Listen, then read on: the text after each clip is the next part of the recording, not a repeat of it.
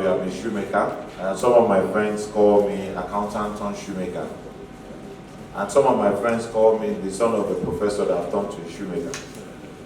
Alright, so I started my journey pretty early because growing up, just like Prince Michael, I've always had this knack for business. I was telling my wife just yesterday that while growing up, I sold chin-chin in school, I sold candies to my friends, and I always had money.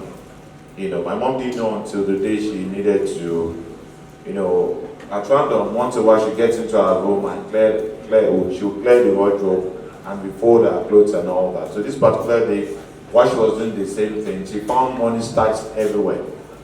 And when we got back from school, I had to face a panel. So the question was, where did you get all this money?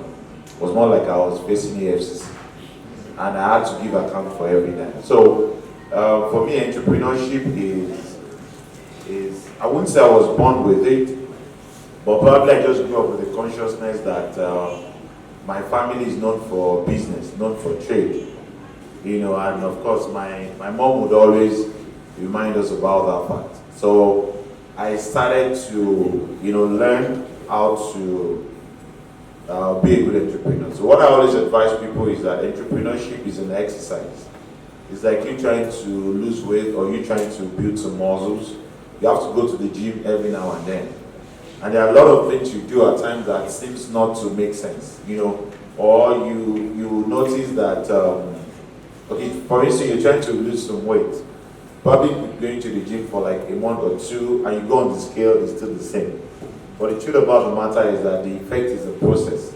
It's until when you start to observe that you've lost some kg, then you know that all your effort has not been in vain. So I started up, you know, doing all of that, selling, buying and selling. And when I got to the university, I knew I needed to start to think about what I exactly wanted for myself. So first year into accounting in the University of Lagos, I found out that accounting was not cut out for me.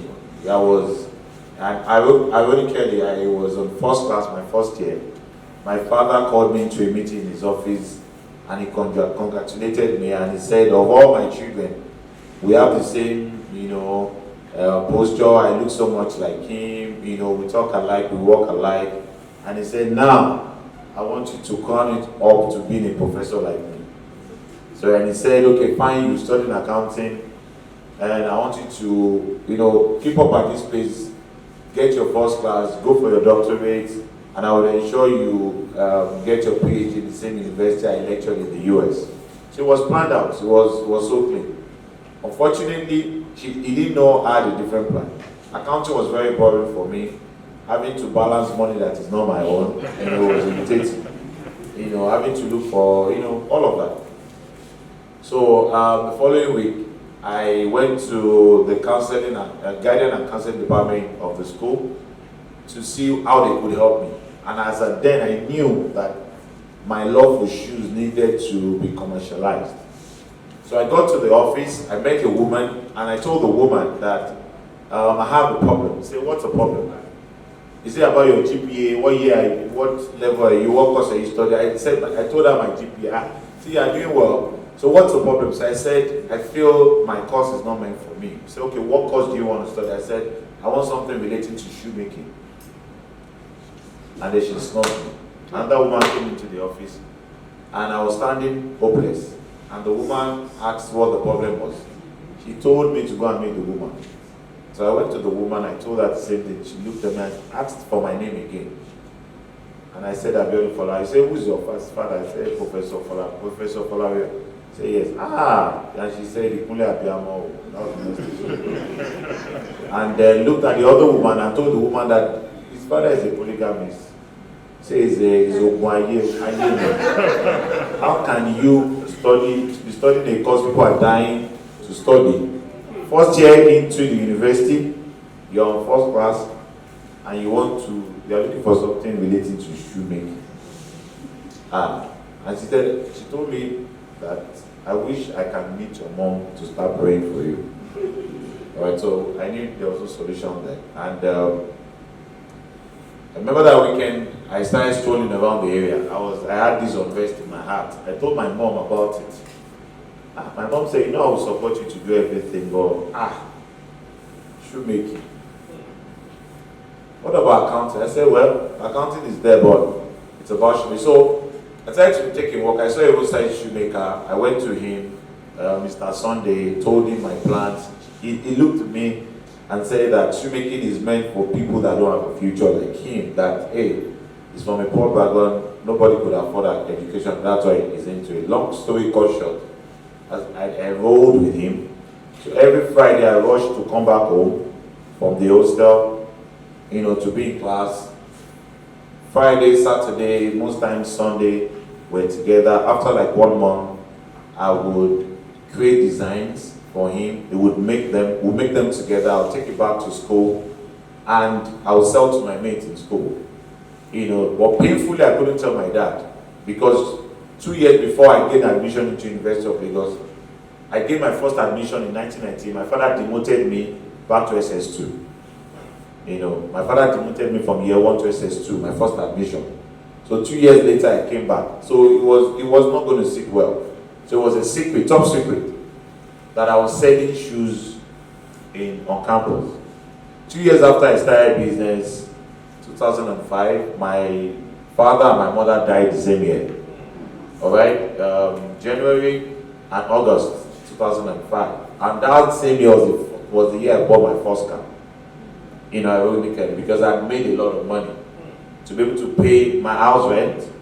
I was paying house rent. I was taking care of our last born, and I was paying salaries of my staff. Okay, and so a lot of my relative usual thing will take care of you and all of that. But hey, what sustained me is the fact that I started early as an entrepreneur. Till date, I've never had the best last year. All right, the last 9 years we've trained over 1,000 people in the art and the business of shoemaking. And at the moment, we have a partnership that we do. We just signed an MOU with a German body called GIZ. And we're supposed to be training about 85 people for them. And we're also signing an MOU very soon with International Organization for Migration to train returnees that are coming back to Nigeria. So why am I saying all of this? Is the fact that entrepreneurship is the key to solve our national problems. Entrepreneurship is the key to solve your personal problems and to solve the problems of all the people. I can only say that the people you see on social media today making shoes, including the MC, I trained them on shoemaking. He's a shoemaker. He's my student. All right. And the shoe he wore today, he didn't make it. He would explain that. Okay. So I want you to know that the opportunities that you have been given should not be taken for granted. Someone somewhere in a village is seeking and praying to God to have the same opportunity. Don't take it for granted, and please do not be wired with excuses. If I wish I had hours to tell you what I went through, what I suffered, especially when my mother died, what I suffered to be where I am today. It was not easy. It was not easy. Forget about the fact that my surname is Folawiyo. If you know my family very well, the Folawiyo family is known for hard work. If you are lazy, you will be seen as a bastard. Okay? So I went through a lot. I've lost money before. I've been duped. I've been betrayed. Think about it. I've had people who owed me money and didn't pay. All right? And I've also made so much money. I've had to buy my first car. The year my parents died was the year I bought my first car. All right? A year after, I had to sell my first car because I lost everything I gathered the previous years. Okay, and I came back to ground zero. The only thing I was able to get from the car that I sold was a letterhead paper and an envelope that I still have till date, which I always show my students. Anytime we get to train people. So please get encouraged, and the opportunity you have is a multi-billion-dollar opportunity. The fashion industry is so huge and so large, and for every money and income and profit you make, please employ back into your business. Like I always brought to people, that if I drive a G-Wagon today, I deserve to drive a G-Wagon, but I don't have one. You know why? I put it back into my business, into research, into machineries, all right? And every year, aside this year that is pandemic, the last 6-7 years, I take a trip to Italy to rub minds with Italian shoemakers. I have friends around. I take it, and in fact, during the pandemic, because I've done such trips, a friend of mine from Italy, an Italian, encouraged me to do a leather face mask. Now, this thing I'm holding before you, what people were crying during pandemic, in 2 months, we made over 2-point-something million from this. All right. The reason why it was very easy for me to do this was because I've spent so much millions traveling abroad, year in, year out, to rub minds with the master craftsmen when it comes to my skill. All right. So every now and then, I feel reluctant to go to any other country aside Italy, because for me, Italy is home. All right, and I want you guys to do the same. And it's the reason why I have the capacity to be able to empower other people. And the goal is for us to have a shoemaking university where we render 5-year course, 6-year course. And as I speak to you right now, I'm working hard on a big proposal as regards setting up where to make leather tannery. We have it in Kano, and I found out that a lot of the people that run the leather tannery in Nigeria are foreigners. I got a big job from Zenith Bank last year, and I could not afford to travel to Italy to buy leather. So I was forced to go to Kano reluctantly, and I got the value I get in Italy in Kano because I was able to pay for it from Lebanese and Spanish guys. And they told me to my face, you guys are the problem of your country. You do not appreciate what you guys have. And which is the truth. Our goat skin, Okufe, is the best in the world.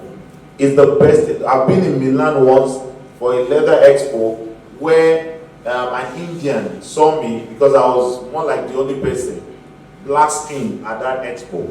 The man saw me and said, where are you from? I said, I'm from Nigeria, West Africa. He said, come to my stand. I'll give you quality goat skin from Kano. I was embarrassed. All right, so as I speak to you right now, we're working on a project. We're talking to some Eastern European investors to see how we can set up a tannery in the Southwest. It has costed me a lot of money. It has costed me sleepless nights. I spoke with Princess yesterday. It's actually one of the reasons why I've not been sleeping. I've been doing a lot of research in Nigeria to see how we can make this investment viable. The truth about the matter is this. The reason why we need to work hard is so that our businesses will live after us. All right? The Ferragamo, the Gucci, the Giorgio Armani of this world, they built their business so that years after they are gone, generations yet unborn would still feed on it. Just like what Princess is trying to do, she's laying a legacy. So let's put a lot of effort into what we do. So at the end of it, the whole world and our great country, Nigeria, will be happy with it. Thank you.